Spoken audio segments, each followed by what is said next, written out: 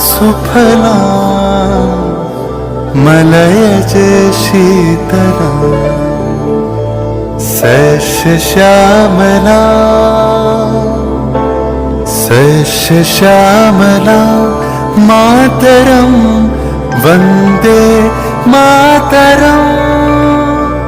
1908 সালের 11ই আগস্ট কিংসফোর্ডে বন্দে মাতরম বলার দোষে যে বালককে বেত মারার হুকুম দিলেন ব্রিটিশ সরকার, তারই পক্ষে দাঁড়িয়ে ক্ষুদিরাম বসু ও প্রফুল্ল চাকি সাহেবের ফিটন গাড়ি লক্ষ্য করে বোমা চালালেন মুজফ্ফরপুরে।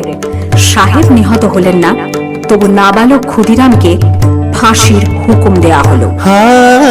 জননী গুলোহ তুলে বক্ষে শান্তনবাস দেহ তুলে চোখে কাঁদিছে তব চরণ তলে ৩০ কোটি নর নারী গো।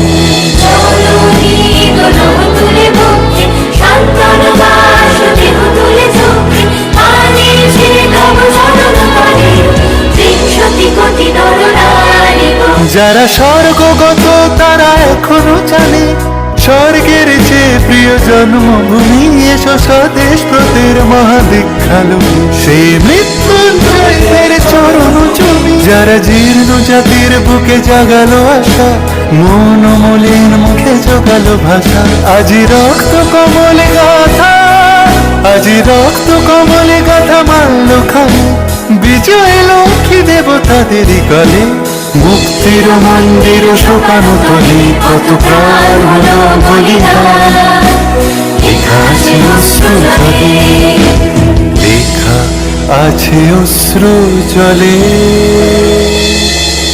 9 সেপ্টেম্বর 1915 ইংরেজদের সঙ্গে সম্মুখ সমরের স্বাধীনতা ছিনিয়ে নিতে অস্ত্র আনার পরিকল্পনা করেন যতীন্দ্রনাথ মুখোপাধ্যায়।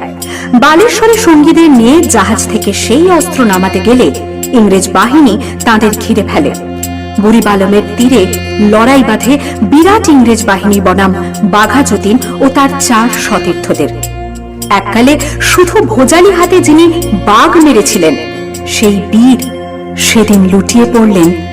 আমি হাসি হাসি পড়ব ফাঁসি দেখবে ভারতবাসী ও মা হাসি হাসি পড়ব ফাঁসি দেখবে ভারতবাসী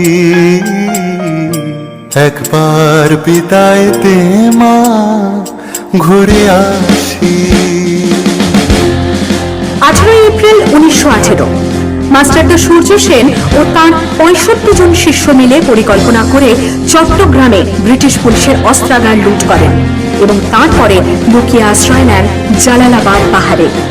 এর 4 দিন পর ব্রিটিশ বাহিনী খুঁজে বার করে মাস্টারদা ও তাঁর সঙ্গীদের।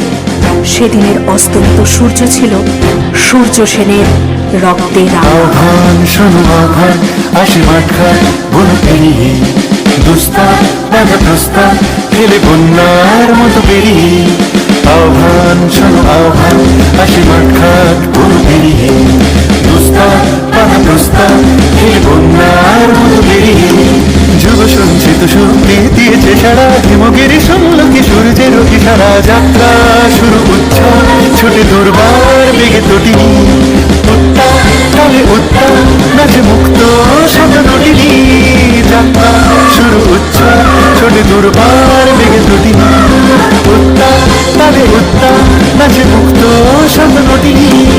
এই শুধু সত্য যে নবপ্রাণে জেগেছে রণসাজে সেজেছে অধিকার অর্জনে এই শুধু সত্য যে নবপ্রাণে জেগেছে রণসাজে সেজেছে অধিকার।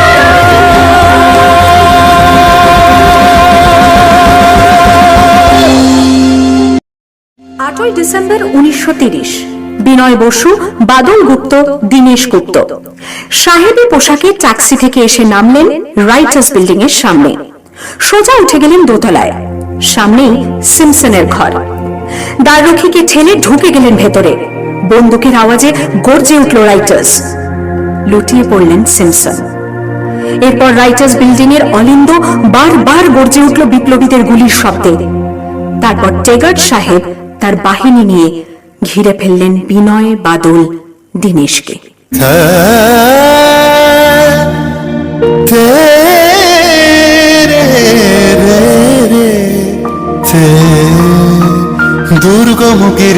তার মরুদুস্তর পারাবার হে লঙ্ঘিতে হবে রাত্রি নিশীতে যাত্রীরা হুঁশিয়ার।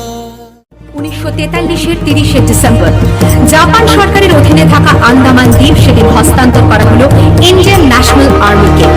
পোর্ট ব্লেয়ারের মাঠে তিরঙ্গা পতাকা তুললেন সুভাষচন্দ্র। এটাই স্বাধীন ভারতের মাটিতে প্রথম তেরঙ্গা ঝান্ডা।